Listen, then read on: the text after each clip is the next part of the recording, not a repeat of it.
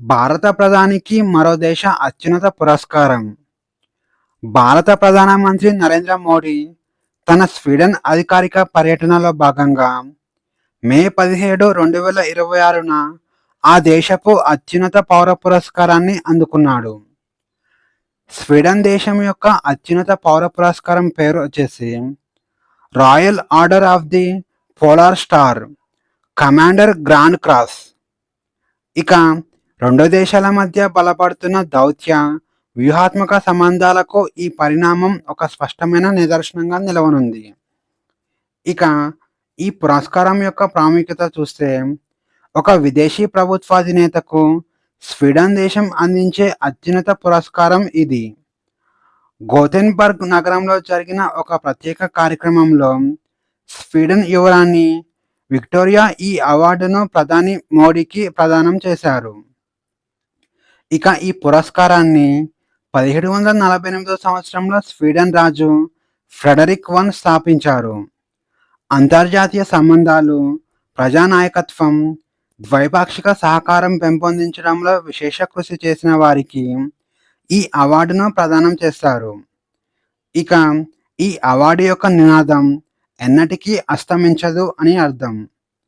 ఇక ఈ అవార్డు అందుకున్న మొట్టమొదటి ఆసియా నాయకుడిగా ప్రధాని మోడీ నిలిచారు.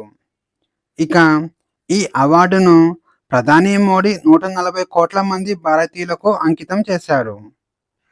ఇక ఈ పర్యటనలో భాగంగా ప్రధాని మోడీ స్వీడన్ ప్రధాని ఉల్ఫ్ క్రిస్టర్సన్తో కలిసి కీలకమైన స్థాయి చర్చలు జరిపారు. ఈ చర్చల అనంతరం ఇండియా మరియు స్వీడన్ ద్వైపాక్షిక సంబంధాలను, అలాగే వ్యూహాత్మక భాగస్వామ్య స్థాయికి పెంచుతున్నట్లు అధికారికంగా ప్రకటించారు. ఈ చర్చల అనంతరం ఇండియా మరియు స్వీడన్ తమ ద్వైపాక్షిక సంబంధాలను వ్యూహాత్మక భాగస్వామ్య స్థాయికి పెంచుతున్నట్లు అధికారికంగా ప్రకటించారు. రక్షణ, ఆర్టిఫిషియల్ ఇంటెలిజెన్స్, హరిత ఇంధనం, స్టార్టప్లు, అంతరిక్షం మరియు నూతన టెక్నాలజీ వంటి కీలక రంగాలలో కలిసి పనిచేయడానికి రెండు దేశాలు జాయింట్ యాక్షన్ ప్లాన్ను రూపొందించాయి. ఇందులో భాగంగా జాయింట్ ఇన్నోవేషన్ పార్ట్నర్షిప్ 2.0ను కూడా ప్రారంభించారు. ఇక 2025 సంవత్సరం నాటికి ఇండియా, స్వీడన్ దేశాల మధ్య ద్వైపాక్షిక వాణిజ్యం $7.75 బిలియన్ చేరుకుంది.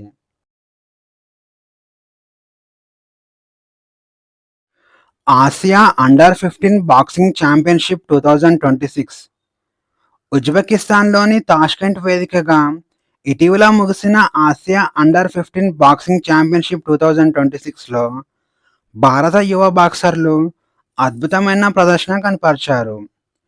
ఈ టోర్నమెంట్లో ఇండియా ఏకంగా 27 పతకాలు సాధించింది. అలాగే ఆసియా ఖండంలో బాక్సింగ్ క్రీడలలో తన ఆధిపత్యాన్ని మరోసారి చాటుకుంది. ఇక ఇండియా మొత్తం 27 పతకాలు గెలవగా అందులో 9 స్వర్ణ పతకాలు, 6 రజత పతకాలు, 12 కాంస్య పతకాలు ఉన్నాయి. ఇక ఇండియా అండర్-15 బాలికల జట్టు పతకాల పట్టికలో అగ్రస్థానంలో నిలిచింది. ఈ ఒక్క విభాగంలోనే ఇండియాకు 7 స్వర్ణ పతకాలు, 2 రజత పతకాలు, 5 కాంస్య పతకాలు దక్కాయి. ఇక స్వర్ణ పతకాలు సాధించిన బాలికల వివరాలు చూస్తే 37 కేజీల విభాగంలో ఆంజీ, 40 కేజీల విభాగంలో సోనియా, 43 కేజీల విభాగంలో తన్వి, 46 కేజీల విభాగంలో హన్షిక అత్రి, 58 కేజీల విభాగంలో సునైనా, 61 కేజీల విభాగంలో భూమిక, 70 కేజీల విభాగంలో ఏంజెల్లు స్వర్ణ పతకాలు సాధించారు. అలాగే 33 కేజీల విభాగంలో అక్షిత, 64 కేజీల విభాగంలో తన్వి రజత పతకాలు గెలుచుకున్నారు. ఇక అండర్-15 బాలుర విభాగంలో ఇండియాకు 2 స్వర్ణ పతకాలు, 4 రజత పతకాలు, 7 కాంస్య పతకాలు దక్కాయి. ఇక స్వర్ణ పతకాలు సాధించిన వారి వివరాలు చూస్తే 33 కేజీల విభాగంలో యష్ కుమార్, 58 కేజీల విభాగంలో మహమ్మద్ యాసిర్ స్వర్ణ పతకాలు గెలుచుకున్నారు. ఇక రజత పతకాలు గెలుచుకున్న బాలుర వివరాలు చూస్తే 37 కేజీల విభాగంలో అశోక్ కుమార్, 43 కేజీల విభాగంలో సమీర్ బోహ్రా, 52 కేజీల విభాగంలో సుదర్శన్ వాసుదేవ చండక్, అలాగే 67 కేజీల విభాగంలో రౌనక్ పరాగ్ లోఖండే రజత పతకాలు గెలుచుకున్నారు.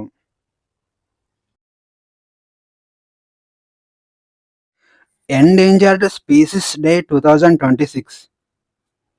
ఎండేంజర్డ్ స్పీసీస్ డేను మే 15, 2026న జరుపుకుంటారు.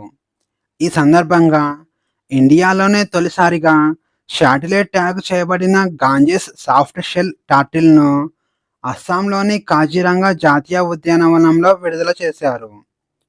ఇక కేంద్ర పర్యావరణ, అటవీ మరియు వాతావరణ మార్పుల మంత్రిత్వ శాఖ ఆధ్వర్యంలో wild life institute of India, Assam అటవీ శాఖ మరియు కాజిరంగా అథారిటీల సహకారంతో సంయుక్తంగా ఈ ప్రాజెక్టును చేపట్టారు. ఈ ప్రాజెక్టుకు ప్రసిద్ధ నేషనల్ జియోగ్రాఫిక్ సొసైటీ నిధులు సమకూర్చింది. ఇక తాబేలు కవచానికి అమర్చిన ఈ శాటిలైట్ ట్రాన్స్మిటర్ ద్వారా దాని కదలికలను ట్రాక్ చేస్తుంది. అలాగే వలసలు, గుడ్లు పెట్టే సురక్షిత ప్రదేశాలను ఇది గుర్తిస్తుంది. ఇక గాంజెస్ సాఫ్ట్ షెల్ టర్టిల్ యొక్క ప్రత్యేకతలు చూస్తే, దీని యొక్క శాస్త్రీయ నామం నెల్సోనియా గాన్గాటికా. దీని తలపై భాగంలో విలక్షణమైన బాణం గుర్తు ఆకారంతో ఉండే మచ్చలు ఉంటాయి. దీని ద్వారా నదీ తాబేళ్ల నుంచి దీనిని సులభంగా గుర్తించవచ్చు. ఇక ఈ పెద్ద తాబేళ్లు నదిలో చనిపోయిన, కుళ్ళిపోతున్న జంతు కళేబరాలను తిని బతుకుతాయి. తద్వారా ఇవి నదికి సహజ సిద్ధ స్కావెంజర్‌గా పనిచేస్తాయి. ఇక వీటిని రక్షణాపరంగా వైల్డ్ లైఫ్ ప్రొటెక్షన్ యాక్ట్ 1972లో అత్యంత కఠినమైన షెడ్యూల్ 1 కింద చేర్చారు. పులులు, సింహాలతో సమానంగా వీటికి రక్షణ ఉంటుంది. ఇక international union for conservation of nature red లిస్ట్‌లో ఇవి అంతరించిపోయే ప్రమాదంలో ఉన్న జాతుల జాబితాలో ఉన్నాయి. ఇక మంచినీటి తాబేళ్ల జీవ వైవిధ్యం మరియు సంరక్షణ పరంగా అస్సాం ప్రపంచంలోనే ప్రాధాన్యత ఉన్న ప్రాంతాలలో ఒకటిగా గుర్తింపు పొందింది. ఇక అస్సాంలో మొత్తం 21 తాబేళ్ల జాతులు నివసిస్తున్నాయి. ఇండియాలో 8 రకాల సాఫ్ట్ షెల్ తాబేలు జాతులు ఉంటే, అందులో 5 జాతులు ఒక కాజిరంగా ప్రాంతంలోనే నివసిస్తున్నాయి.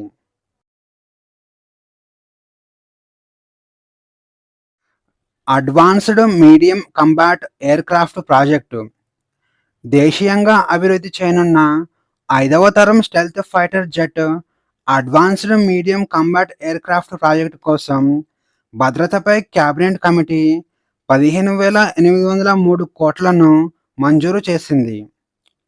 డీఆర్‌డీఓ ఆధ్వర్యంలోని ఏరోనాటికల్ డెవలప్మెంట్ ఏజెన్సీ ఈ ప్రాజెక్టుకు నోడల్ ఏజెన్సీగా వ్యవహరిస్తుంది. ఇక వీటి తయారీ బాధ్యతలను హిందుస్థాన్ ఏరోనాటిక్స్ లిమిటెడ్ మరియు ప్రైవేట్ రక్షణ రంగ సంస్థలు సంయుక్తంగా చేపడతాయి.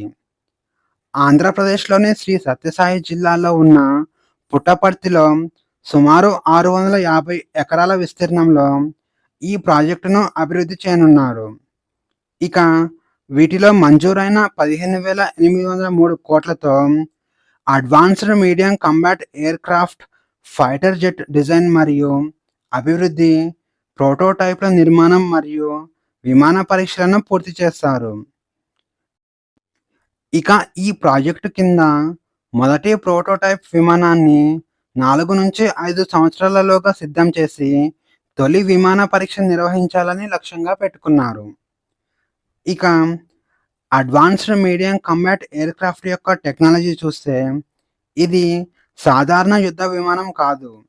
భవిష్యత్తు అవసరాలకు తగ్గట్టుగా డిజైన్ చేయబడుతున్న 5.5 తరం ఫీచర్లు ఉన్న యుద్ధ విమానం. దీనిని స్టెల్త్ టెక్నాలజీతో చేశారు. శత్రు దేశాల రాడార్లకు దొరకకుండా ప్రత్యేక డిజైన్ మరియు రాడార్ కిరణాలను గ్రహించే పదార్థాలతో పూత పోస్తారు. ఇక ఇంటర్నల్ వెపన్స్ బే ఇందులో ఉంటుంది. అన్ని రకాల విమానాలు లాగా ఆయుధాల రెక్కల కింద అమర్చరు. ఇవి విమానాల లోపలనే అమర్చుతారు. ఇక ఇందులో స్వదేశీ పరిజ్ఞానంతో తయారు చేసిన శక్తివంతమైన యాక్టివ్ ఎలక్ట్రానికల్లీ స్కానర్డ్ అరే రాడార్, అలాగే అధునాతన సెన్సార్ ఫ్యూజన్ వ్యవస్థలు ఉంటాయి. ఇక అడ్వాన్స్డ్ మీడియం కంబాట్ ఎయిర్‌క్రాఫ్ట్ ప్రాజెక్టును 2 ప్రధాన దశల్లో అభివృద్ధి చేస్తున్నారు. అందులో మొదటిది మార్క్ 1. ఇందులో విమానాల్లో అమెరికాకు చెందిన జనరల్ ఎలక్ట్రిక్ ఇంజిన్లను ఉపయోగిస్తారు. ఇవి ప్రాథమిక 5వ తరం ఫీచర్లతో తయారవుతున్నాయి. ఇక రెండవ దశ మార్క్ 2. విదేశీ భాగస్వామ్యంతో ఇండియాలోనే తయారు చేయబోయే మరింత శక్తివంతమైన ఇంజిన్‌ను ఇందులో వాడతారు.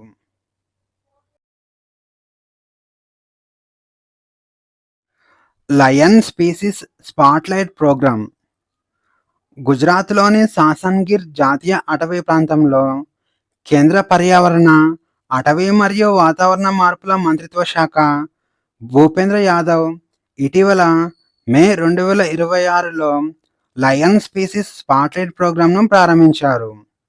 ఇక ఈ కార్యక్రమం యొక్క ఉద్దేశ్యం చూస్తే ప్రీ సమ్మిట్ ఈవెంట్ 2026 జూన్ 1, 2 తేదీలలో న్యూఢిల్లీలో జరగబోయే మొట్టమొదటి international big cat alliance summit 2026కు సన్నాహకంగా ఈ స్పాట్లైట్ ప్రోగ్రాంను నిర్వహించనున్నారు.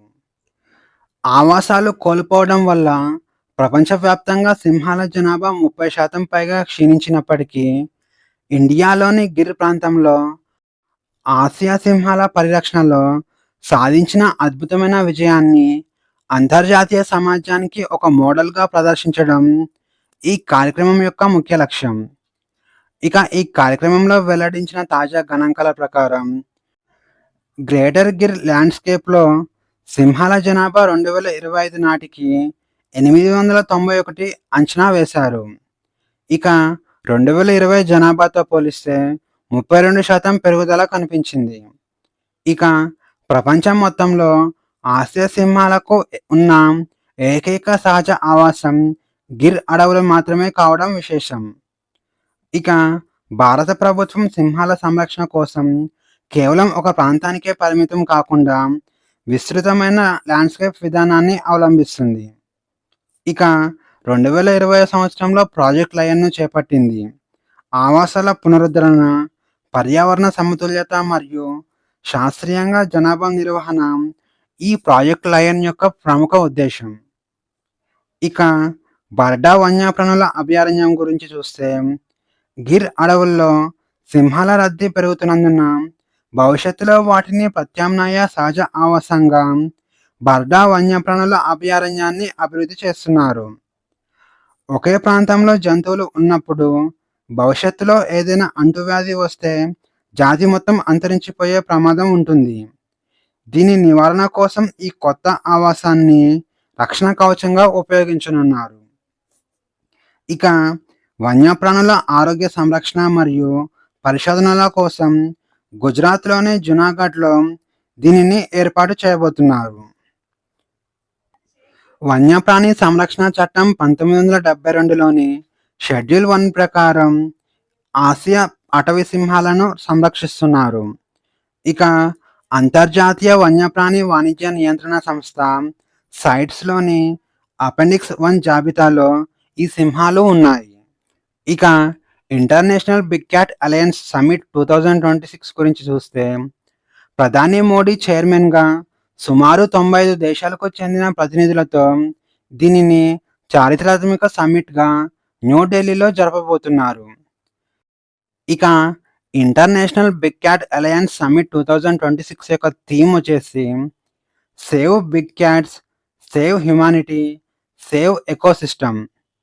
పులి, సింహం, చిరుతపులి, మంచు చిరుత, చీతా, జాగ్వార్, ప్యూమా వంటి 7 ప్రధాన బిగ్ క్యాట్ జాతులను రక్షించడానికి, శాస్త్రీయ పరిశోధనలకు నిధులు సమకూర్చడానికి ఈ గ్లోబల్ అలయన్స్ పనిచేస్తుంది.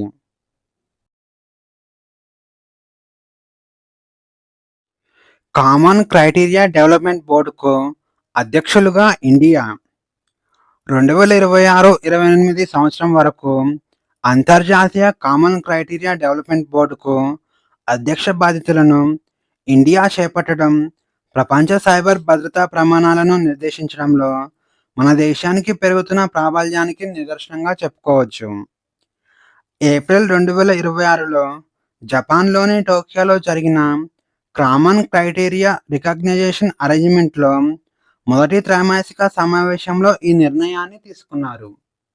ఇక కామన్ క్రైటీరియా అంటే కంప్యూటర్ సాఫ్ట్‌వేర్, హార్డ్‌వేర్ మరియు ఇతర టెక్నాలజీ ఉత్పత్తులు ఎంత సురక్షితమైనవో అంచనా వేయడానికి అంతర్జాతీయంగా అంగీకరించబడిన ఒక ఖచ్చితమైన ప్రామాణికమే కామన్ క్రైటీరియా. ఇక ఒక దేశ ప్రభుత్వం కానీ, రక్షణ శాఖ కానీ ఏవైనా కొత్త నెట్వర్క్ సిస్టమ్‌ను కొనుగోలు చేయాలంటే, ఆ ఉత్పత్తి హ్యాకింగ్ మరియు సైబర్ దాడులు తట్టుకోగలవని నిర్ధారించుకోవాలి. ఆ నిర్ధారణ మరియు భద్రతా మూల్యాంకనాన్ని ఈ కామన్ క్రైటీరియా మార్గదర్శకాల ఆధారంగానే చేస్తారు. కామన్ క్రైటీరియా డెవలప్‌మెంట్ బోర్డ్ అనేది ప్రపంచవ్యాప్తంగా ఉన్న కామన్ క్రైటీరియా రికగ్నిషన్ అరేంజ్‌మెంట్‌లో ఒక అత్యంత ముఖ్యమైన విభాగం. ఈ బోర్డు ఎప్పటికప్పుడు టెక్నాలజీ రంగంలో మార్పులు, ముప్పులను పరిగణనలోకి తీసుకొని భద్రతా ప్రమాణాలను ఈ బోర్డు అభివృద్ధి చేస్తుంది. ఇక ఒక దేశంలో పరీక్షించబడి సురక్షితమైనదిగా ధృవీకరించబడిన ఐటీ ఉత్పత్తిని మిగిలిన భాగస్వామ్య దేశాలు మళ్ళీ పరీక్షించాల్సిన అవసరం లేకుండా నేరుగా అంగీకరించడానికి ఈ బోర్డు అవసరమైన విధానాలను రూపొందిస్తుంది.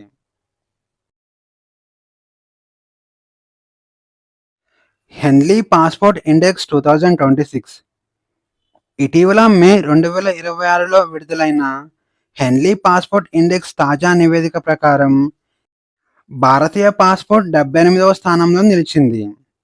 ఇక ఈ ఏడాది ప్రారంభంలో ఫిబ్రవరి 2026లో ఇండియా 75వ స్థానంలో ఉండేది. ఇక ఈ ఇండెక్స్‌లోని ఇతర దేశాల ర్యాంకుల్లో జరిగిన మార్పుల వల్ల ఇండియా 3 స్థానాలు కిందికి వచ్చింది. ఇక ర్యాంక్ పడిపోయినప్పటికీ భారతీయులు ముందుగా వీసా లేకుండా లేదా వీసా ఆన్ అరైవల్ ద్వారా ప్రయాణించగల దేశాల సంఖ్య 56గానే స్థిరంగా ఉంది. ఇక హెన్లీ పాస్‌పోర్ట్ ఇండెక్స్ అనేది ప్రపంచంలోని 199 దేశాల పాస్‌పోర్ట్‌ల సామర్థ్యాన్ని అంచనా వేస్తుంది. దీనిని ఇంటర్నేషనల్ ఎయిర్ ట్రాన్స్‌పోర్ట్ అసోసియేషన్ అందించే ఖచ్చితమైన డేటా ఆధారంగా హెన్లీ మరియు పార్ట్నర్స్ సంస్థ ప్రతి సంవత్సరం ప్రకటిస్తుంది. ఇక దేశ పౌరులు ఎలాంటి వీసా లేకుండా ఇతర దేశాలకు ఎంత స్వేచ్ఛగా ప్రయాణించగలరు అనే ప్రాతిపదికన ఈ ర్యాంకింగ్స్‌ను నిర్ణయిస్తారు. ఇక దీనివల్ల ప్రయోజనాలు చూస్తే ఇండియా ఇప్పటికీ 56 దేశాలకు ఎలాంటి అడ్వాన్స్‌డ్ వీసా లేకుండా వెళ్ళవచ్చు. అందులో Bhutan, Nepal, Indonesia, Malaysia, Sri Lanka, Fiji వంటి దేశాలు కూడా ఉన్నాయి. ఇక ఇండియా పాస్‌పోర్ట్ బలం క్రమంగా పెరుగుతున్నప్పటికీ అగ్రస్థాన దేశాలతో పోలిస్తే ఇండియా యూరప్ మరియు అమెరికా వెళ్ళాలంటే కఠిన వీసా నిబంధనలు ఎదుర్కోవాల్సి ఉంటుంది. ఇక హెన్లీ పాస్‌పోర్ట్ ఇండెక్స్ 2026లో మొదటి 5 స్థానాలలో ఉన్న దేశాలు చూస్తే మొదటి స్థానంలో సింగపూర్ దేశం ఉంది. సింగపూర్ దేశం యొక్క పాస్‌పోర్ట్‌తో 192 దేశాలకు వీసా లేకుండా వెళ్ళవచ్చు. ఇక రెండవ స్థానంలో జపాన్ దేశం ఉంది. మొత్తం 187 దేశాలకు వీసా లేకుండా వెళ్ళవచ్చు. ఇక మూడవ స్థానంలో దక్షిణ కొరియా ఉంది. దక్షిణ కొరియా పాస్‌పోర్ట్‌తో 187 దేశాలకు వీసా లేకుండా వెళ్ళవచ్చు. ఇక నాలుగవ స్థానంలో యునైటెడ్ అరబ్ ఎమిరేట్స్ ఉంది. మొత్తం 187 దేశాలకు వీసా లేకుండా వెళ్ళవచ్చు. ఇక ఐదవ స్థానంలో స్వీడన్ దేశం ఉంది. మొత్తం 186 దేశాలకు వీసా లేకుండా వెళ్ళవచ్చు.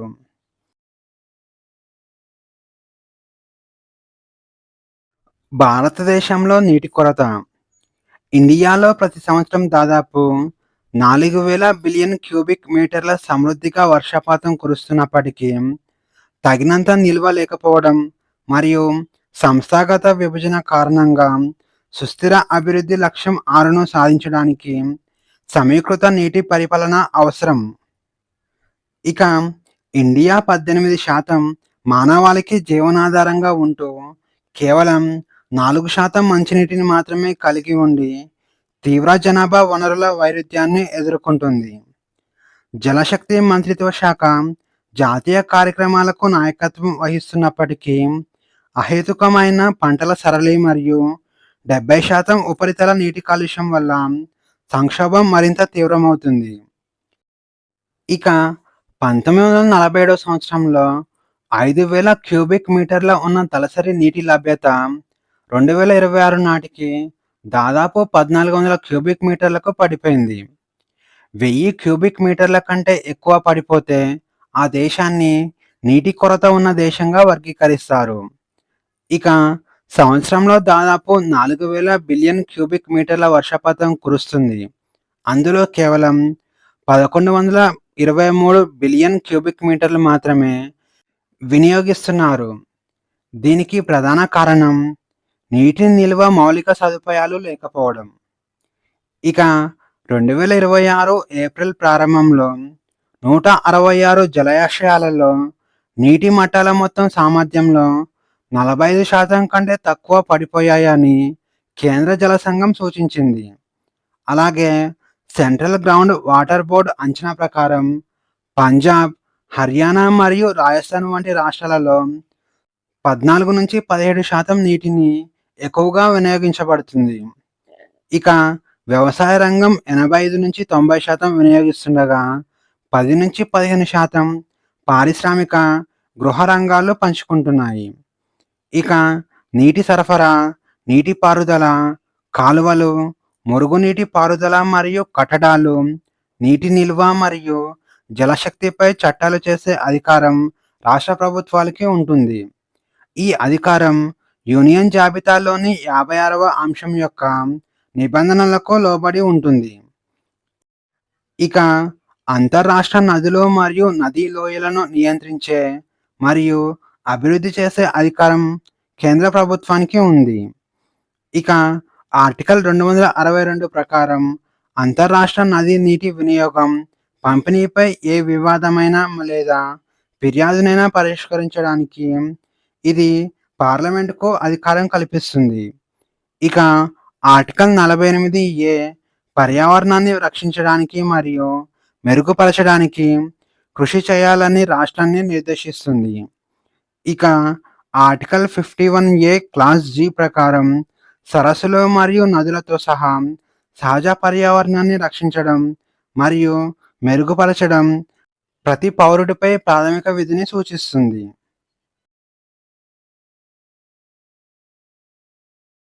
డెమోక్రాటిక్ రిపబ్లిక్ ఆఫ్ కాంగోలో విస్తరిస్తున్న ఎబోలా వైరస్. ఇటీవల కాంగోలో చెలరేగిన ఎబోలా వ్యాప్తి తీవ్రతను దృష్టిలో ఉంచుకొని మే 16, 2026న వరల్డ్ హెల్త్ ఆర్గనైజేషన్ దీనిని అంతర్జాతీయ ప్రజారోగ్య అత్యవసర పరిస్థితిగా ప్రకటించింది. ఇది ప్రధానంగా తూర్పు కాంగోలోని ఇటూరి ప్రావిన్స్లో వేగంగా వ్యాపిస్తుంది. ఇక దీని యొక్క మొట్టమొదటి కేసు 2026 ఏప్రిల్ 24న ఒక నర్సులో బయటపడింది. ఇక తాజా గణాంకాల ప్రకారం 300 పైగా అనుమానిత కేసులు ఇక్కడ నమోదు కాగా 100 మందికి పైగా మరణించారు. ఇక ఎబోలా వైరస్లో ప్రధానంగా 5 రకాలు ఉంటాయి. ఈసారి ప్రబలుతున్నది బండి బూగ్యో అనే అరుదైన మరియు ప్రమాదకరమైన రకం.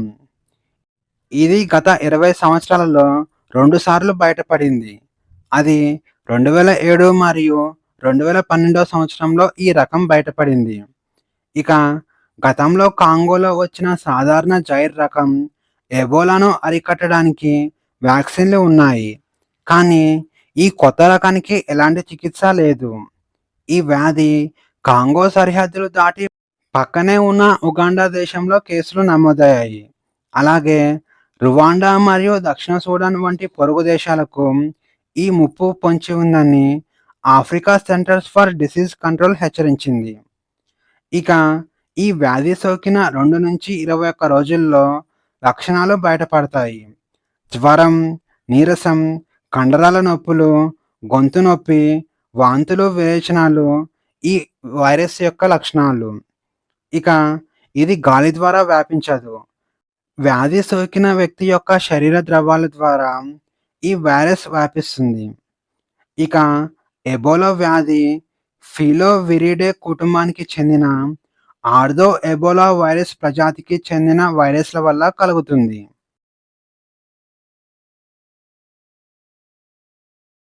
పీరియాడిక్ లేబర్ ఫోర్స్ సర్వే 2025 భారతదేశంలో ఉపాధి, నిరుద్యోగం మరియు కార్మికుల వేతనాలకు సంబంధించిన అత్యంత ప్రామాణికమైన డేటాను అందించే వార్షిక నివేదిక పీరియాడిక్ లేబర్ ఫోర్స్ సర్వే. దీనిని కేంద్ర గణాంకాలు మరియు కార్యక్రమ అమలు మంత్రిత్వ శాఖ పరిధిలోని జాతీయ గణాంకాల కార్యక్రమం 2017 సంవత్సరం నుంచి నిర్వహిస్తుంది. ఇక లేబర్ ఫోర్స్ పార్టిసిపేషన్ రేషియో అంటే మొత్తం జనాభాలో ఉద్యోగం చేస్తున్న వారు మరియు ఉద్యోగం కోసం చురుకుగా వెతుకుతున్న వారి శాతాన్ని ఇది సూచిస్తుంది. అలాగే వర్కర్ పాపులేషన్ రేషియో అంటే మొత్తం జనాభాలో ఎంత శాతం మంది ఉపాధి పొందుతున్నారో ఈ సర్వే తెలియజేస్తుంది. అలాగే నిరుద్యోగిత రేటు అంటే లేబర్ ఫోర్స్‌లో ఎంతమందికి పని దొరకలేదో ఈ సర్వే సూచిస్తుంది. అలాగే యూజువల్ స్టేటస్ అంటే గత 365 రోజులలో ఒక వ్యక్తి యొక్క ఉపాధి స్థితి ఆధారంగా ఈ సర్వే అంచనా వేస్తుంది. ఇది దీర్ఘకాలిక ఉపాధి ట్రెండ్స్‌ను తెలియజేస్తుంది. ఆ తర్వాత ప్రస్తుత వారపు స్థితి అంటే గత 7 రోజుల్లో వ్యక్తి ఉపాధి స్థితి అని అర్థం. ఇది స్వల్పకాలిక లేదా కాలానుగుణ మార్పులను అంచనా వేయడానికి ఉపయోగిస్తారు. ఇక ఈ సర్వే యొక్క వివరాలు చూస్తే జాతీయ స్థాయిలో మొత్తం నిరుద్యోగం 3.1% పడిపోయింది. అలాగే గ్రామీణ ప్రాంతాల్లో 2.4%, పట్టణ ప్రాంతాల్లో 4.8% నిరుద్యోగం పడిపోయింది. ఇక యువతలో అంటే 15-29 సంవత్సరాల వయసున్న వారిలో నిరుద్యోగం 9.9%కు తగ్గింది. అయినప్పటికీ మిగతా వయసుల వారితో పోలిస్తే ఇది ఆందోళనకర స్థాయిలోనే ఉంది. ఇక ఈ సర్వే ప్రకారం లేబర్ ఫోర్స్ పార్టిసిపేషన్ రేషియో 59.3%గా ఉంది. ఇందులో పురుషుల భాగస్వామ్యం 79.1%గా ఉండగా, మహిళల భాగస్వామ్యం 40%గా ఉంది. ఇక దేశవ్యాప్తంగా ఉపాధి పొందుతున్న వారి నిష్పత్తి 57.4%గా ఉంది. ఇక రంగాలు మరియు ఉపాధి మార్పులు చూస్తే వ్యవసాయ రంగం ఉపాధి వాటా 44.8% నుంచి 43%కి తగ్గింది. అయినప్పటికీ భారతదేశంలో అత్యధిక మందికి ఉపాధి కల్పిస్తున్న రంగం వ్యవసాయ రంగమే. ఇక వ్యవసాయంపై ఆధారపడటం తగ్గి తయారీ 12.1%, సేవా రంగం 13.1% వైపు కార్మికుల మళ్లింపు కనిపిస్తుంది. ఇక స్వయం ఉపాధి 57.5% నుంచి 56.2%కి తగ్గింది. ఇక దీనికి భిన్నంగా రెగ్యులర్ వేతన ఉద్యోగాలు 22.4% నుంచి 23.6%కి పెరిగాయి. ఇక జాతీయ సగటు 3.1%తో పోలిస్తే తెలంగాణలో నిరుద్యోగిత రేటు ఎక్కువగా 5.0%గా నమోదైంది. గ్రామీణ తెలంగాణలో 3.9%, పట్టణ ప్రాంతాలలో 6.8% నిరుద్యోగిత నమోదైంది. ఇక ఈ సర్వే నివేదిక ప్రకారం 15-59 సంవత్సరాల వయసున్న వారిలో కేవలం 4% మంది మాత్రమే ఫార్మల్ వృత్తి విద్యా శిక్షణ పొందారు. ఇక మహిళల కార్మిక భాగస్వామ్యం 40% ఉండగా, పురుషుల భాగస్వామ్యం 79.1% ఉంది. అలాగే అన్ని ఉపాధి విభాగాల్లోనూ పురుషుల కంటే మహిళల సగటు వేతనాలు తక్కువగా ఉన్నట్లు ఈ నివేదిక వెల్లడించింది.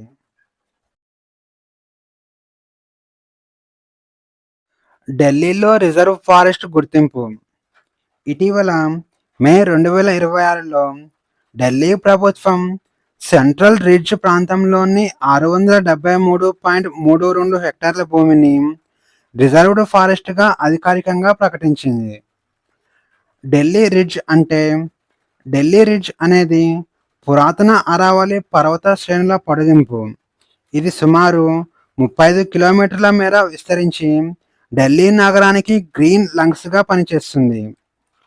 నగర వాతావరణాన్ని చల్లబరచడంలో, కాలుష్యాన్ని తగ్గించడంలో మరియు రాజస్థాన్ ఎడారి నుంచి వీచే వేడిగాలులను అడ్డుకోవడంలో ఇది కీలక పాత్ర పోషిస్తుంది.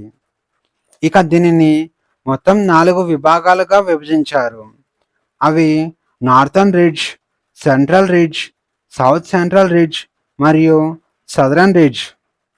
ఇక ఢిల్లీ ముఖ్యమంత్రి మరియు లెఫ్టినెంట్ గవర్నర్ ఆమోదంతో సెంట్రల్ రిడ్జ్ పరిధిలోని భూమిని ఇండియన్ ఫారెస్ట్ యాక్ట్ 1927లోని సెక్షన్ 20 కింద రిజర్వ్ ఫారెస్ట్గా నోటిఫై చేశారు.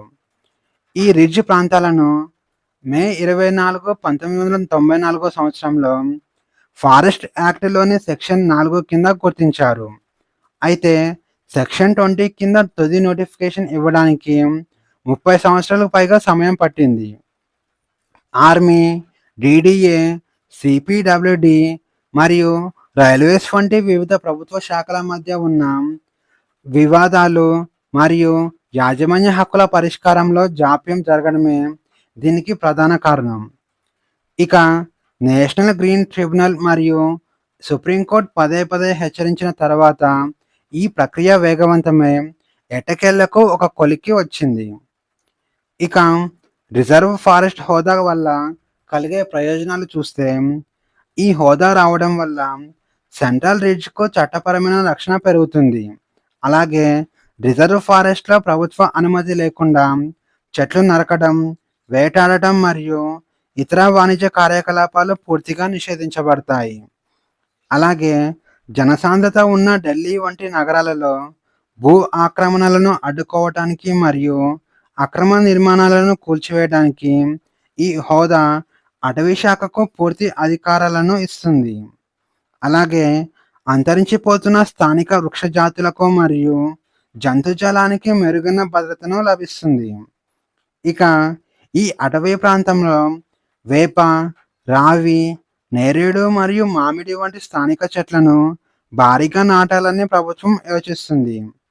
ఇక భూగర్భ జలాలను పీల్చేసే విదేశీ కలుపు మొక్కలు, విలయాతి కీకర్ను తొలగించి వాటి స్థానంలో దేశీయ మొక్కలను పెంచనున్నారు.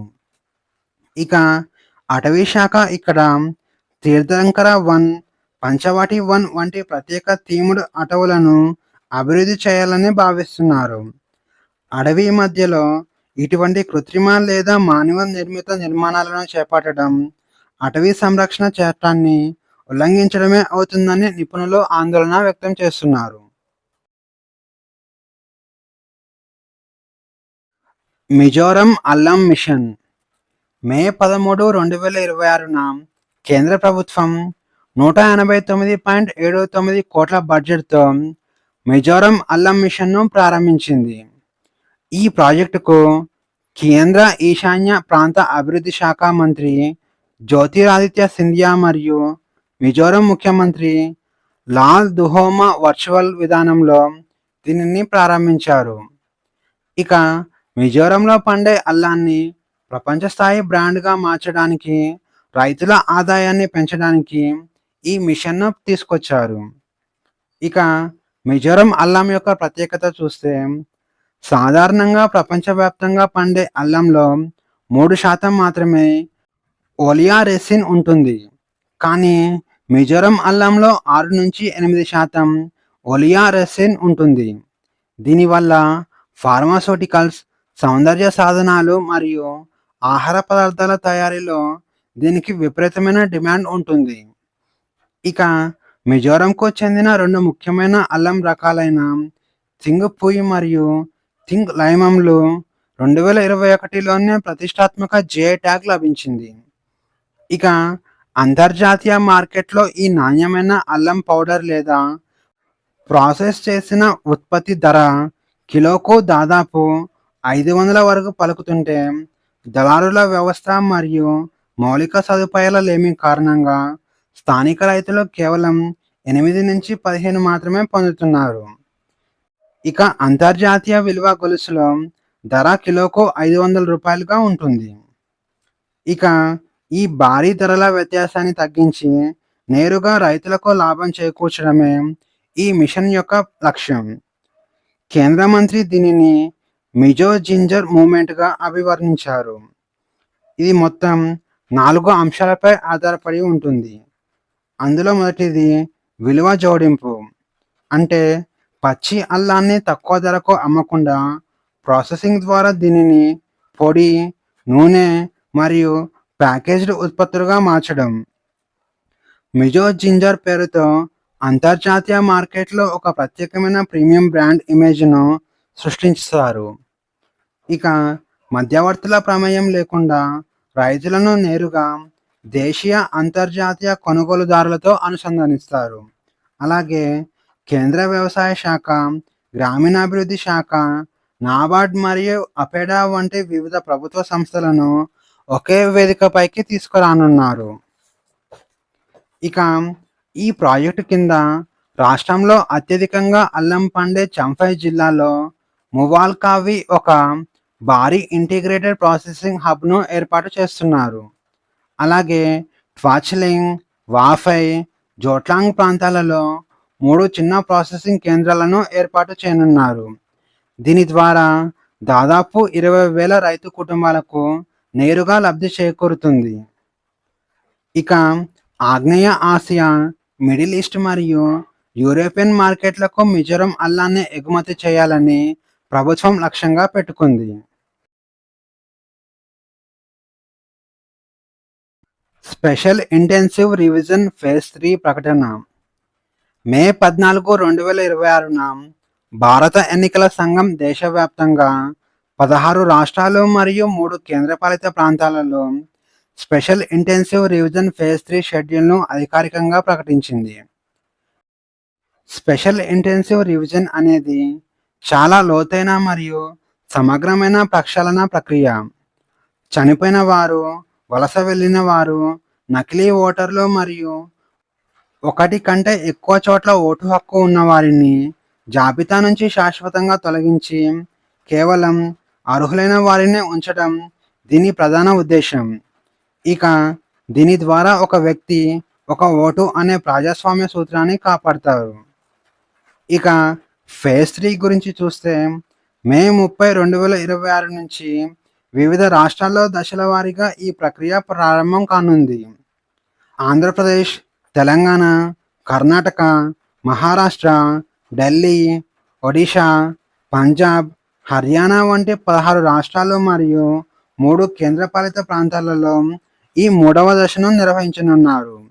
అలాగే హిమాచల్ ప్రదేశ్, జమ్మూ కాశ్మీర్, లడాక్ ప్రాంతాలలో మంచు కురిసే ప్రతికూల వాతావరణ పరిస్థితులు మరియు అక్కడ జరుగుతున్న జనాభా లెక్కల పనుల కారణంగా వాటికి ప్రస్తుతానికి మినహాయింపు ఇచ్చారు.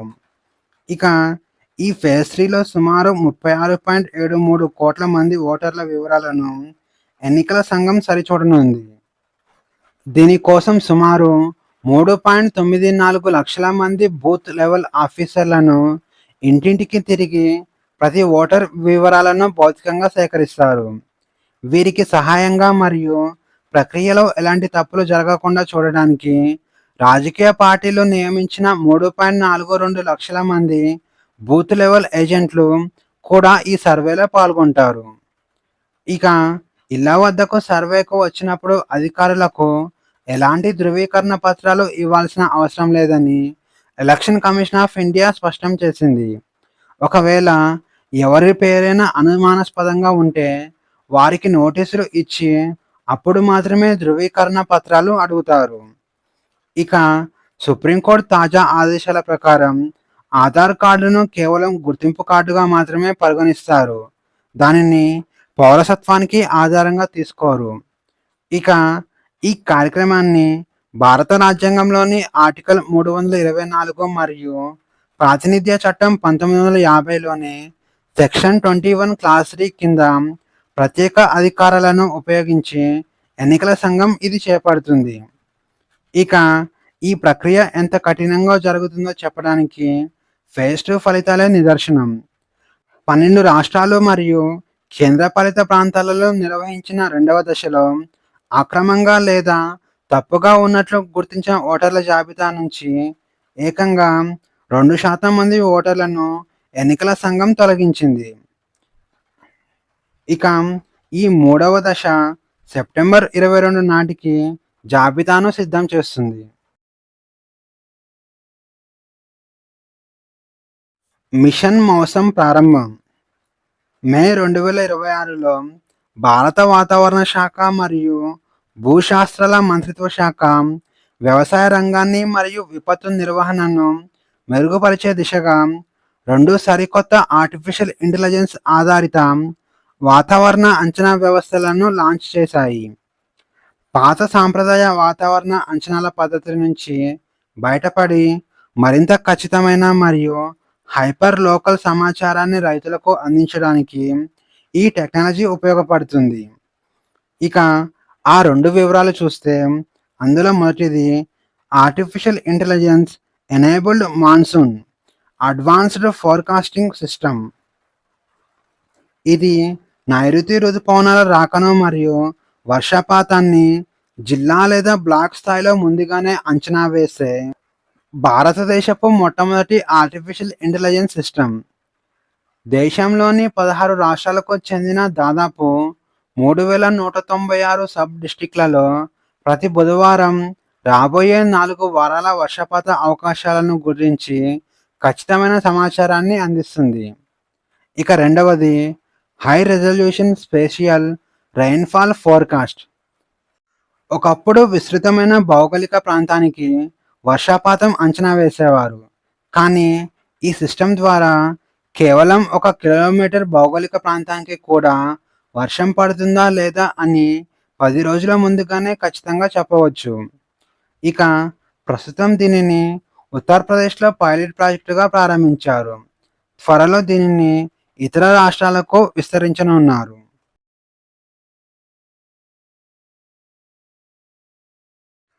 కలకత్తా హైకోర్టుకు 9 మంది న్యాయమూర్తుల నియామకం. మే 2026 కలకత్తా హైకోర్టులో న్యాయమూర్తుల కొరతను తీర్చడానికి మరియు పెండింగ్లో ఉన్న కేసులను వేగవంతంగా పరిష్కరించడానికి సుప్రీంకోర్టు కొలిజియం కీలక నిర్ణయం తీసుకుంది. 9 మంది న్యాయవాదులను కలకత్తా హైకోర్టు న్యాయమూర్తులుగా నియమించాలని కేంద్ర ప్రభుత్వానికి అధికారికంగా సిఫార్సు చేసింది.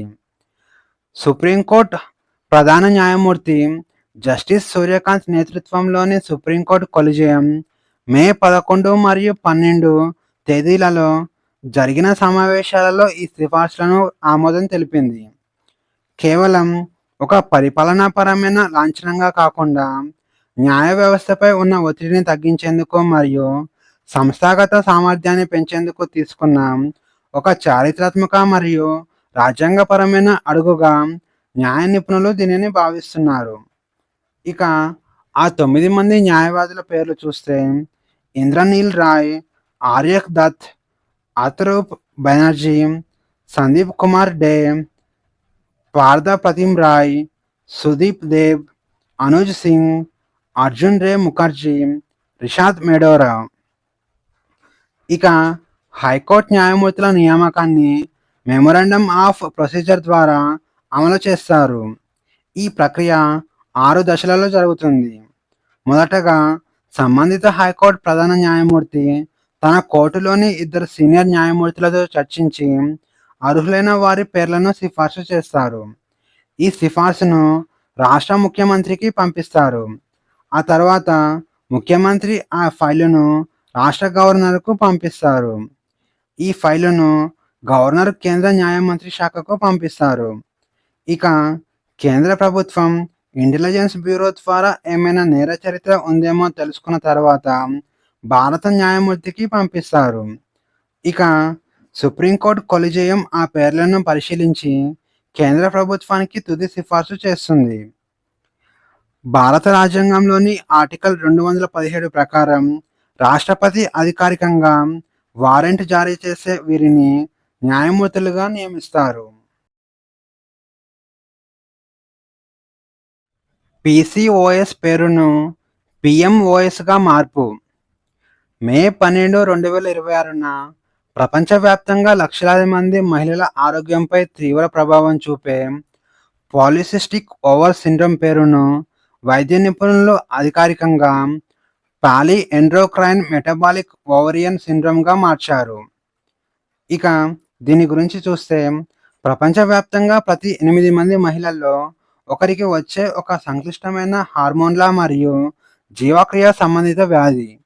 దీనివల్ల ఋతుక్రమం సక్రమంగా రాకపోవడం, సంతానలేమి, అవాంఛిత రోమాలు, బరువు పెరగడం మరియు మొటిమలు వంటి సమస్యలు వస్తాయి. ఇక పీసీఓఎస్‌ను పీఎంఓఎస్‌గా మార్చడానికి ప్రధాన కారణం పీసీఓఎస్ అనేది వైద్యపరంగా తప్పుదారి పట్టించేదిగా నిపుణులు భావించి మార్పు చేశారు. ఇక పాత పేరులో పాలిసిస్టిక్ అంటే అండాశయాల్లో అనేక తిత్తులు ఉంటాయని అర్థం. కానీ వాస్తవంగా ఈ వ్యాధి ఉన్న మహిళల్లో ఎలాంటి తిత్తులు ఉండవు. సహజంగా ఉండే ఫోలికల్స్ మాత్రమే ఇందులో ఉంటాయి. ఇక ఈ పదం వల్ల అనవసరమైన భయం రోగుల్లో ఉంటుంది. ఇది కేవలం అండాశయాలకు పరిమితమైన వ్యాధి కాదు. దీనివల్ల ఇన్సులిన్ రెసిస్టెన్స్, ఊబకాయం, టైప్ 2 డయాబెటిస్, గుండె సంబంధిత వ్యాధులు వచ్చే ప్రమాదం ఉంటుంది. ఇక పాత పేరు వల్ల కేవలం ఋతుక్రమం మరియు అండాశయాలపైనే వైద్యులు దృష్టి పెడుతున్నారు. అందుకే సరైన రోగ నిర్ధారణ జరగట్లేదు. ఇక ఈ పేరు మార్చడం వల్ల కలిగే ప్రయోజనాలు చూస్తే వైద్యులు కేవలం అల్ట్రాసౌండ్ స్కానింగ్ పైన ఆధారపడకుండా రోగి యొక్క హార్మోన్ల స్థాయిలు మరియు ఇన్సులిన్ రెసిస్టెన్స్ వంటి ఇతర లక్షణాలపై దృష్టి పెట్టి చికిత్స అందిస్తారు. అలాగే అండాశయంలో తిత్తులు ఉన్నాయే అనే అపోహ, భయం తొలగిపోతుంది. ఇక ఈ వ్యాధికి సరైన ఆహారం మరియు వ్యాయామం, అలాగే బరువు తగ్గడం వంటి మార్పులే కీలకమైన చికిత్స అని కొత్త పేరు మరింత స్పష్టం చేస్తుంది.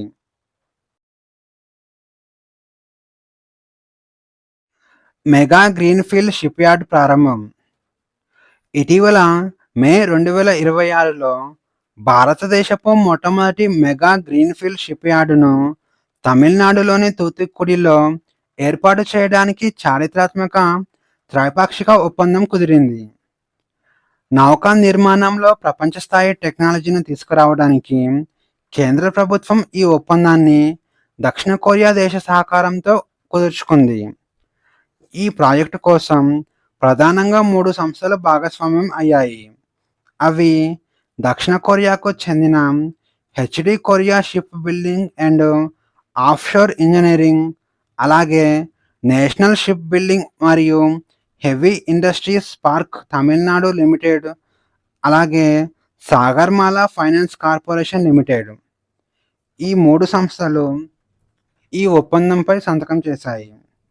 ఇక ఇండియా మరియు దక్షిణ కొరియా మధ్య కుదిరిన ఈ వ్యూహాత్మక నావికా సహకార ఒప్పందం వోయాజెస్ కింద ఈ ప్రతిష్టాత్మక షిప్‌యార్డ్‌ను నిర్మిస్తున్నారు.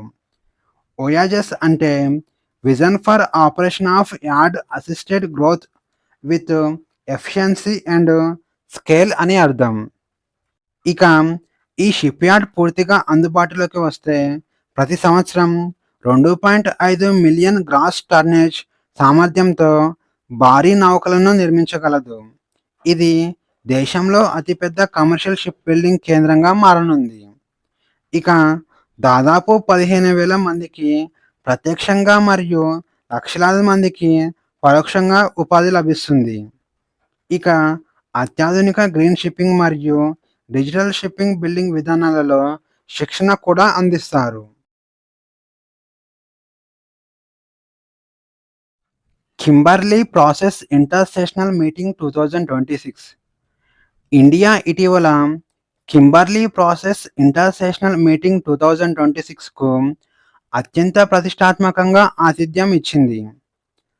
ప్రపంచ వజ్రాల వ్యాపారంలో పారదర్శకతను పెంచడానికి మరియు చట్టవిరుద్ధమైన వజ్రాల రవాణాను అడ్డుకోవడానికి ఈ సమావేశం అత్యంత కీలకంగా మారనుంది.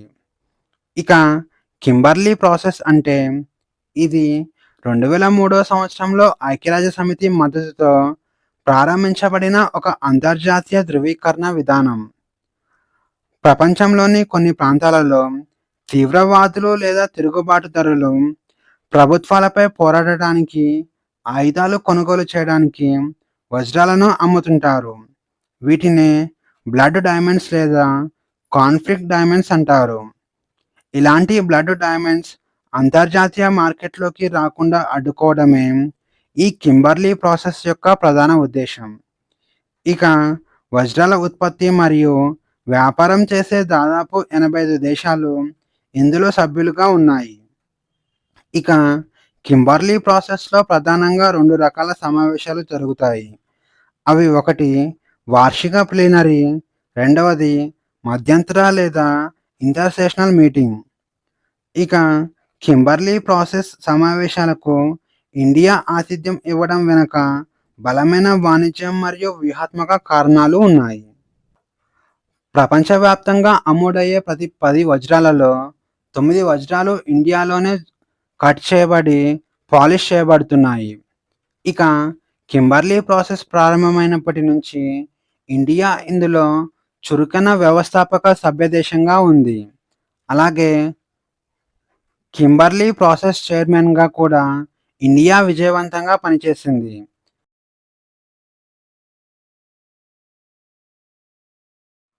కాజీరంగా జాతీయ పార్క్ ఇండియాలోని అత్యంత ముఖ్యమైన పర్యావరణ మరియు వన్యప్రాణి సంరక్షణ కేంద్రాల్లో కాజీరంగా జాతీయ పార్క్ ఒకటి. ఇది అస్సాం రాష్ట్రంలో ఉంది. అస్సాం రాష్ట్రంలోని గోలాఘాట్, నాగవ్ మరియు సోనిత్పూర్ జిల్లాలలో ఇది విస్తరించి ఉంది. ఈ పార్క్ ఉత్తర సరిహద్దులో బ్రహ్మపుత్ర నది ప్రవహిస్తుంది. అలాగే పార్క్ గుండా డిఫ్లు, మేరా డిఫ్లు మరియు మేరా ధన్సిరి నదులు ప్రవహిస్తాయి. ఇక ఈ పార్క్ సుమారు 430 చదరపు కిలోమీటర్ల విస్తీర్ణంలో ఉంటుంది. ఇక్కడ ప్రధానంగా ఎత్తైన చిత్తడి గడ్డి నేలలు, ఉష్ణమండల ఆకురాల్చే అడవులు కనిపిస్తాయి. అలాగే కాజీరంగా పార్క్ నేషనల్ పార్కుగా 1974 సంవత్సరంలో వన్యప్రాణుల రక్షణ చట్టం కింద అధికారిక గుర్తింపు పొందింది. ఇక్కడ అద్భుతమైన సహజ పర్యావరణం మరియు జీవ వైవిధ్యానికి గుర్తింపుగా 1985 యునెస్కో వరల్డ్ హెరిటేజ్ సైట్గా గుర్తింపు పొందింది. ఇక రక్షిత ప్రాంతాలలో పులుల సాంద్రత అత్యధికంగా ఉన్నందున 2006 సంవత్సరంలో టైగర్ రిజర్వ్గా కూడా గుర్తింపు పొందింది. ఇక పక్షుల సంరక్షణ కోసం BirdLife International important bird ఏరియాగా దీనిని గుర్తించారు. ఇక కాజీరంగా అనగానే ఒంటి కొమ్ము ఖడ్గమృగం గుర్తొస్తుంది. దాదాపు 70% ఇవి ఇక్కడే ఉంటాయి. అలాగే ఆఫ్రికాలో లాగే ఇక్కడ ప్రధానంగా 5 జంతువులను కాజీరంగా బిగ్ 5గా పిలుస్తారు. అవి ఒంటి కొమ్ము ఖడ్గమృగం, రాయల్ బెంగాల్ టైగర్, ఆసియా ఏనుగు, అడవి గేదె మరియు చిత్తడి జింక.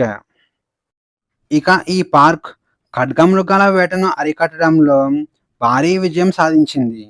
2025 సంవత్సరంలో ఒక్క ఖడ్గమృగం కూడా వేటగాళ్ల బారిన పడలేదు. దీనికి ప్రధాన కారణం జీరో పోచింగ్ వ్యవస్థ. 2023 సంవత్సరంలో ఏర్పాటైన ఇది వనదుర్గ అనే ప్రత్యేక మహిళా గార్డ్ దళం. వీరు డ్రోన్, నిఘా, థర్మల్ సెన్సార్లు మరియు నెట్ విజన్ కెమెరాల ద్వారా వేటగాళ్లకు చెక్ పెట్టారు.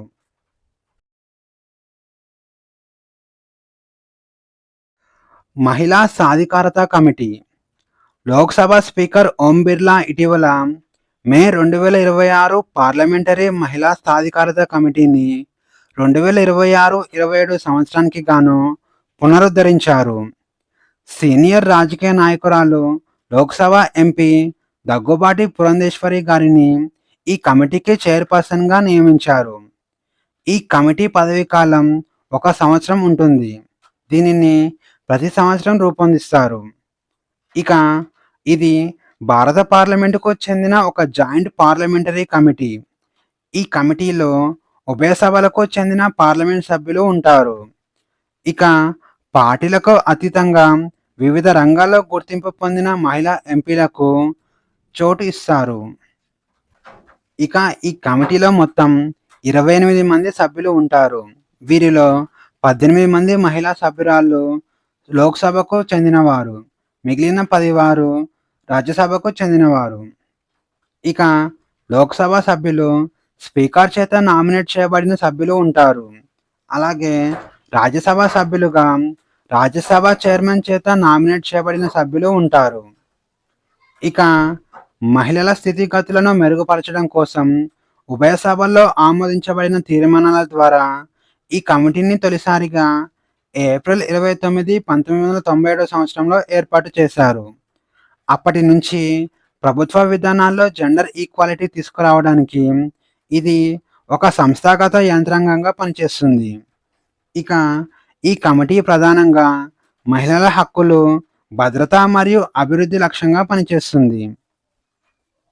ఇక ఈ కమిటీ యొక్క విధులు చూస్తే జాతీయ మహిళా కమిషన్ నివేదికల పరిశీలనను, అందులోని సిఫార్సులపై ప్రభుత్వం తీసుకోవాల్సిన చర్యలను సూచిస్తుంది. అలాగే ప్రభుత్వ, ప్రైవేట్ రంగాలలో మహిళలకు సమాన హోదా, అవకాశాలు మరియు గౌరవం దక్కేలా ప్రభుత్వ చర్యలను అంచనా వేస్తుంది. అలాగే చట్టసభలు, ప్రభుత్వ సర్వీసులు మరియు విద్యా రంగంలో మహిళలకు తగిన ప్రాతినిధ్యం ఉండేలా విధానాలను సమీక్షిస్తుంది. అలాగే కేంద్ర ప్రభుత్వం, కేంద్రపాలిత ప్రాంతాలు ప్రవేశపెట్టిన మహిళా సంక్షేమ పథకాలు క్షేత్రస్థాయిలో ఎంతవరకు అమలవుతున్నాయో ఇది పర్యవేక్షిస్తుంది. అలాగే ప్రస్తుత సామాజిక, రాజకీయ పరిస్థితులలో ఈ కమిటీ నియామకం చాలా కీలకం. నారీ శక్తి వందన్ అధినియం, మహిళా రిజర్వేషన్ బిల్లు భవిష్యత్తులో అమలు కానున్న నేపథ్యంలో చట్టసభల్లో మహిళల భాగస్వామ్యాన్ని పర్యవేక్షించడానికి ఈ కమిటీ అవసరం ఎంతో ఉంటుంది. ఇక పట్టణ ప్రాంతాల్లో మహిళల ఉపాధి శాతం తక్కువగా ఉండటం, యువతల్లో నిరుద్యోగం వంటి సమస్యలపై విధానపరమైన నిర్ణయాలకు ఈ కమిటీ సూచనలు చేస్తుంది. ఇక దేశవ్యాప్తంగా మహిళలపై జరుగుతున్న నేరాల దృష్ట్యా చట్టాలను మరింత కఠినంగా అమలు చేసేలా కేంద్ర ప్రభుత్వానికి ఈ కమిటీ దిశానిర్దేశం చేస్తుంది. భారత వైమానిక దళంలో తొలి మహిళా ఫ్లయింగ్ ఇన్స్ట్రక్టర్. భారత వైమానిక దళం చరిత్రలో ఇటీవల మే 2026న ఒక సువర్ణాధ్యాయం మొదలైంది. స్క్వాడ్రన్ లీడర్ సాన్యా అత్యుత్తమైన category A qualified flying instructor హోదా సాధించిన మొట్టమొదటి మహిళా అధికారిగా చరిత్ర సృష్టించారు. ఇక ఇండియన్ ఎయిర్ ఫోర్స్లో ఫ్లయింగ్ ఇన్స్ట్రక్టర్లకు వారి నైపుణ్యాల ఆధారంగా 3 రకాలుగా విభజించారు. అవి category A, category B, category C. ముందుగా కేటగిరీ సి. వీరు శిక్షణలో ఉన్న లేదా ప్రొబేషనరీ ఇన్స్ట్రక్టర్లు. Category B. వీరు క్యాడెట్లకు ప్రామాణిక విమానయాన శిక్షణ ఇవ్వడానికి అర్హత పొందినవారు. ఇక కేటగిరీ ఏ. వీరు శిక్షణా వ్యవస్థలో అత్యున్నత స్థాయి కలిగిన వారు. ఈ హోదా ఉన్నవారు అపారమైన నైపుణ్యం కలిగిన వారు. వీరు జూనియర్ ఇన్స్ట్రక్టర్లకు శిక్షణ ఇస్తారు. అలాగే సీనియర్ పైలట్ల నైపుణ్యాలను అంచనా వేస్తారు. ఇక కేటగిరీ ఏ అర్హత సాధించడం చాలా కష్టమైన విషయం. దీనికి అపారమైన అనుభవం, వృత్తిపరమైన నైపుణ్యం మరియు గాలిలో ఎలాంటి క్లిష్ట పరిస్థితుల్లోనైనా సరైన నిర్ణయాలు తీసుకునే సామర్థ్యం కలిగి ఉండాలి. ఇక సాన్యా గురించి చూస్తే, స్క్వాడ్రన్ లీడర్ సాన్యా తమిళనాడులోని చెన్నై సమీపంలో ఉన్న తాంబరం ఎయిర్ ఫోర్స్ స్టేషన్కు ప్రతిష్టాత్మక ఫ్లయింగ్ ఇన్స్ట్రక్టర్స్ స్కూల్లో అత్యంత కఠినమైన గ్రాండ్ మరియు ఫ్లైట్ ట్రైనింగ్ పూర్తి చేశారు. ఇక ఫ్యూచర్ ఫైటర్ మరియు ట్రాన్స్పోర్ట్ పైలట్లను తయారు చేయడంలో ఆమె కీలక పాత్ర పోషించింది. యువ పైలట్ల తప్పులను సరిదిద్దడం, వారిలో ఆత్మవిశ్వాసం నింపడం ఆమె బాధ్యతల్లో భాగం. ఇక జూన్ 20, 2015న 42 SSC FP కోర్సు ద్వారా ఇండియన్ ఎయిర్ ఫోర్స్ ఫ్లయింగ్ బ్రాంచ్లో సాన్యా ఆఫీసర్గా విధుల్లో చేరారు. ఇక 2017 సంవత్సరంలో ఫ్లైట్ లెఫ్టినెంట్గా, ఆపై జూన్ 2021లో స్క్వాడ్రన్ లీడర్గా ప్రమోషన్ పొందారు. ఇక సాన్యా సాధించిన ఈ అరుదైన ఘనతకు గాను air chief marshal AP Singh ఆమెకు ప్రత్యేకంగా సత్కరించారు.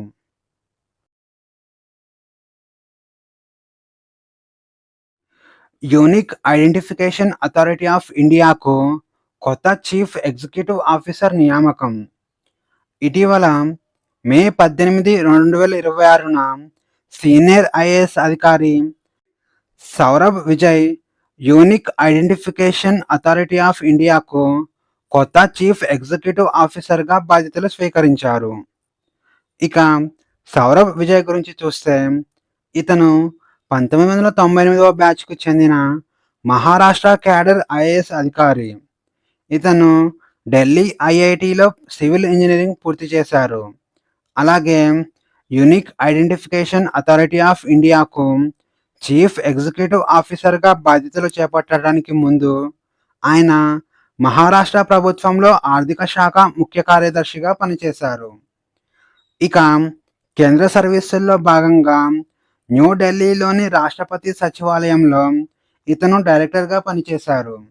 అలాగే అంతర్జాతీయ స్థాయిలో వాషింగ్టన్ డీసీలోని ప్రపంచ బ్యాంకులో భారత్, బంగ్లాదేశ్, భూటాన్ మరియు శ్రీలంక దేశాలకు ప్రాతినిధ్యం వహించే ఎగ్జిక్యూటివ్ డైరెక్టర్కు సలహాదారుడిగా కూడా ఇతను కీలక బాధ్యతలు నిర్వర్తించాడు. ఇక unique identification authority of India గురించి చూస్తే ఇది ఆధార్ చట్టం 2016 ద్వారా ఏర్పడిన ఒక చట్టబద్ధమైన సంస్థ. ఇది కేంద్ర ఎలక్ట్రానిక్స్ మరియు ఇన్ఫర్మేషన్ టెక్నాలజీ మంత్రిత్వ శాఖ పరిధిలో పనిచేస్తుంది. ఇక గతంలో ఇది ప్రణాళికా సంఘం కింద ఉండేది. ఇక 2015వ సంవత్సరంలో దీనిని కేంద్ర ఎలక్ట్రానిక్స్ మరియు ఇన్ఫర్మేషన్ టెక్నాలజీ మంత్రిత్వ శాఖ పరిధిలోకి మార్చారు. ఇక భారతదేశంలోని పౌరులందరికీ 12 అంకెల విశిష్ట గుర్తింపు సంఖ్యను జారీ చేయడమే లక్ష్యంగా దీనిని ఏర్పాటు చేశారు. ఇక యూనిక్ ఐడెంటిఫికేషన్ అథారిటీ ఆఫ్ ఇండియాలో ఒక చైర్పర్సన్, 2 పార్ట్ టైం సభ్యులు మరియు ఒక చీఫ్ ఎగ్జిక్యూటివ్ ఆఫీసర్ ఉంటారు. ఇక గతంలో ఈ పదవిలో ఉన్న భువనేష్ కుమార్ కేంద్ర పర్యాటక శాఖ కార్యదర్శిగా బదిలీ అవడంతో సౌరభ్ విజయ్ను ఈ స్థానంలోకి తీసుకువచ్చారు. ఇక ప్రస్తుతం యూనిక్ ఐడెంటిఫికేషన్ అథారిటీ ఆఫ్ ఇండియాకు పార్ట్ టైం చైర్పర్సన్గా నీల్కంఠ్ మిశ్రా ఉన్నారు. అలాగే unique identification authority of India యొక్క హెడ్ క్వార్టర్స్ న్యూఢిల్లీలో ఉంది. అలాగే దీనికి 2 ప్రధాన డేటా సెంటర్లు ఉన్నాయి. అవి బెంగళూరులోని హెబ్బాలా, అలాగే హర్యానాలోని గురుగ్రామ్లో గల మానేసర్.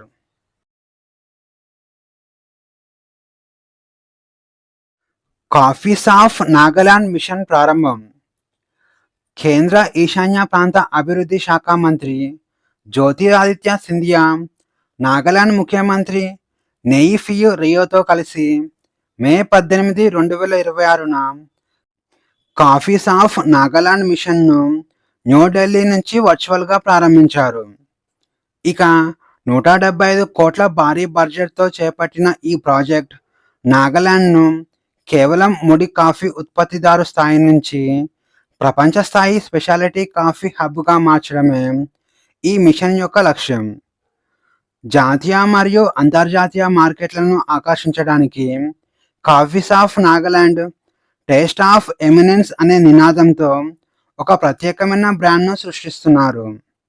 ఇక ఈ ప్రాజెక్టుకు కాఫీ బోర్డ్ ఆఫ్ ఇండియా సహకారంతో కేంద్ర ప్రభుత్వం మరియు నాగాలాండ్ రాష్ట్ర ప్రభుత్వాలు సంయుక్తంగా ఈ మిషన్ను అమలు చేస్తున్నాయి.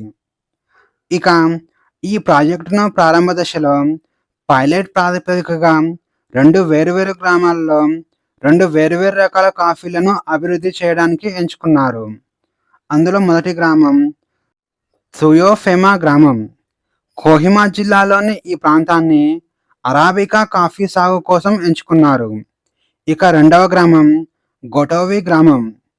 న్యూజిలాండ్ జిల్లాలోని ఈ ప్రాంతాన్ని రొబస్టా కాఫీ అభివృద్ధి కోసం పైలట్ క్లస్టర్గా ఎంచుకున్నారు.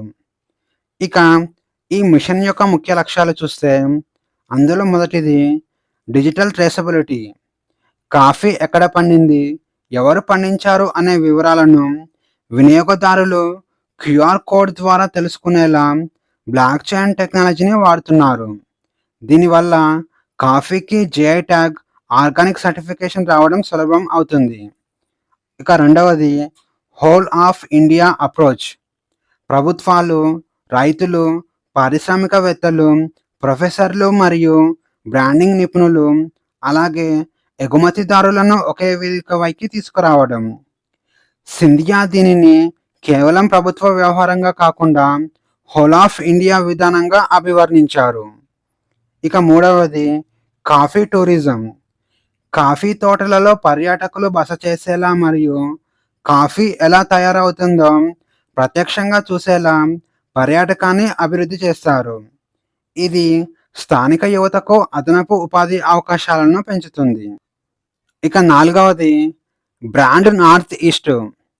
Coffees of Nagaland, taste of eminence పేరుతో దీనిని ఒక ప్రత్యేక బ్రాండ్గా మార్చి దేశీయ మరియు అంతర్జాతీయ మార్కెట్లలో దీనికి ప్రత్యేక గుర్తింపు వచ్చేలా ప్రమోట్ చేస్తారు. ఇక ముఖ్యమంత్రి నెయిఫీ రియో నేతృత్వంలో సాగుతున్న ఈ కృషి ద్వారా 2047 సంవత్సరం నాటికి వికసిత్ నాగాలాండ్ విజన్లో భాగంగా రాష్ట్రంలో కాఫీ సాగును 50,000 హెక్టార్లకు విస్తరించాలని లక్ష్యంగా పెట్టుకున్నారు. బీసీసీఐ సమాచార హక్కు చట్టం సంచలన తీర్పు. భారత క్రికెట్ నియంత్రణ మండలి సమాచార హక్కు చట్టం పరిధిలోకి రాదని మే 18, 2026న సెంట్రల్ ఇన్ఫర్మేషన్ కమిషన్ సంచలనాత్మక తీర్పును వెలువరించింది. ఇన్ఫర్మేషన్ కమిషనర్ పిఆర్ రమేష్ ఇచ్చిన ఈ తీర్పుతో గత 8 సంవత్సరాలుగా కొనసాగుతున్న న్యాయ వివాదానికి తెరపడింది. 2018 సంవత్సరం నాటి తీర్పు అప్పటి ఇన్ఫర్మేషన్ కమిషనర్ ఎం శ్రీధర్ ఆచార్యులు బీసీసీఐను పబ్లిక్ అథారిటీగా ప్రకటిస్తూ దానిని ఆర్టీఐ చట్టం కిందకు తీసుకువచ్చారు. అలాగే ప్రజల ప్రశ్నలకు సమాధానం ఇవ్వడానికి అధికారులను నియమించాలని ఆదేశించారు.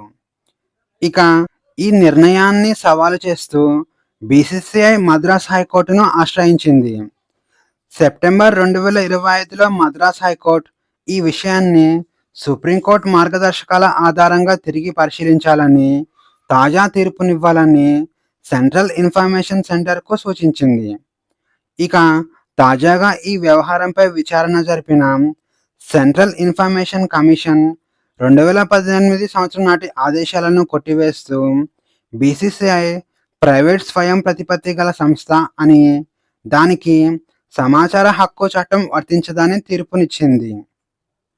ఇక బీసీసీఐని సమాచార హక్కు చట్టం పరిధిలోకి తీసుకురాకపోవడానికి గల కారణం చూస్తే సమాచార హక్కు చట్టంలోని సెక్షన్ 2 క్లాస్ హెచ్ ప్రకారం ఒక సంస్థ పబ్లిక్ అథారిటీ కావాలంటే అది చట్టం ద్వారా ఏర్పడి ఉండాలి లేదా ప్రభుత్వ నిధులు, నియంత్రణ కలిగి ఉండాలి. కానీ బీసీసీఐ విషయంలో ఇవేవి వర్తించవని సెంట్రల్ ఇన్ఫర్మేషన్ కమిషన్ స్పష్టం చేసింది. ఇక బీసీసీఐ రాజ్యాంగం ద్వారా కానీ, పార్లమెంటు లేదా రాష్ట్ర శాసనసభల చట్టాల ద్వారా కానీ ఏర్పాటు కాలేదు. ఇది కేవలం 1975 తమిళనాడు సొసైటీల చట్టం కింద నమోదైన ఒక ప్రైవేట్ సంస్థ మాత్రమే. ఇక మీడియా హక్కులు, స్పాన్సర్షిప్లు, ఐపీఎల్, టికెట్ల విక్రయాల ద్వారా సొంతంగా వేల కోట్ల ఆదాయాన్ని బీసీసీఐ ఆర్జిస్తుంది. అలాగే దీనికోసం ఎలాంటి ప్రభుత్వ సాయం అందుకోలేదు. ఇక రోజువారీ వ్యవహారాలు, పరిపాలనలో ప్రభుత్వ అధికారాల పాత్ర కానీ, ప్రత్యక్ష నియంత్రణ కానీ దానికంటూ సొంత వర్కింగ్ కమిటీ ఉంది. ఇక ఈ తీర్పు క్రికెట్ పాలనపై ప్రభావం చూపనుంది.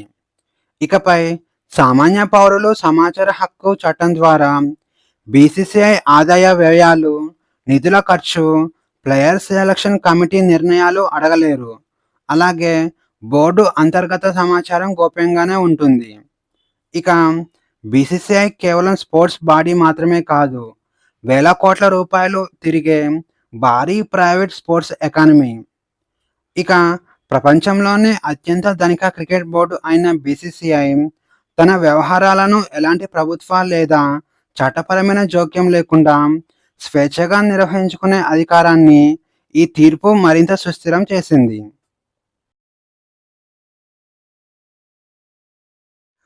చోళుల తామ్ర శాసనాలు ఇండియాకు అప్పగింత.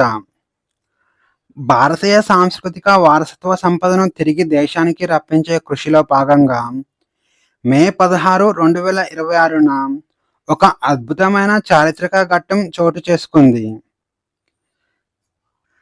నెదర్లాండ్స్ పర్యటనలో ఉన్న భారత ప్రధాని నరేంద్ర మోడీకి డచ్ ప్రధాని రాబ్ జెట్ఫెన్ 11వ శతాబ్దానికి చెందిన ప్రసిద్ధ చోళుల తామ్ర శాసనాలను అధికారికంగా అప్పగించారు. ఇక అంతర్జాతీయంగా లైడెన్ ఫ్లేట్స్ అని, మన దేశంలో అనయమంగళం రాగి శాసనాలు అని పిలిచే ఈ అపూర్వ సంపదను ఇండియాకు అప్పగించారు. ఇక ఇందులో మొత్తం 24 తామ్రపత్రాలు ఉన్నాయి. అందులో 21 పెద్దవి, 3 చిన్నవి ఉన్నాయి. వీటి బరువు సుమారు 30 కేజీలు ఉంటుంది. ఇక ఈ పత్రాలపై ఒకవైపు సంస్కృతంలో, మరోవైపు ప్రాచీన తమిళంలో శాసనాలు చెక్కబడి ఉన్నాయి. ఈ పత్రాలన్నింటినీ కలిపి ఒక పెద్ద కంచు వలయంతో బంధించారు. ఈ వలయంపై చోళ సామ్రాజ్యపు గొప్ప రాజైన 1వ రాజేంద్ర చోళ యొక్క అధికారిక రాజముద్ర చెక్కబడి ఉంటుంది. ఇక చోళ సామ్రాజ్య పరిపాలన, పన్నుల విధానం, దౌత్య సంబంధాలను అర్థం చేసుకోవడానికి అత్యంత కీలకమైన శాసనాలు ఇవి. ఇక మత సామరస్యం మరియు దాన శాసనం తమిళనాడులోని నాగపట్నంలోని శ్రీ విజయ సామ్రాజ్య పాలకులు చూడామణివర్మ విహారం అనే బౌద్ధ మఠాన్ని నిర్మించారు.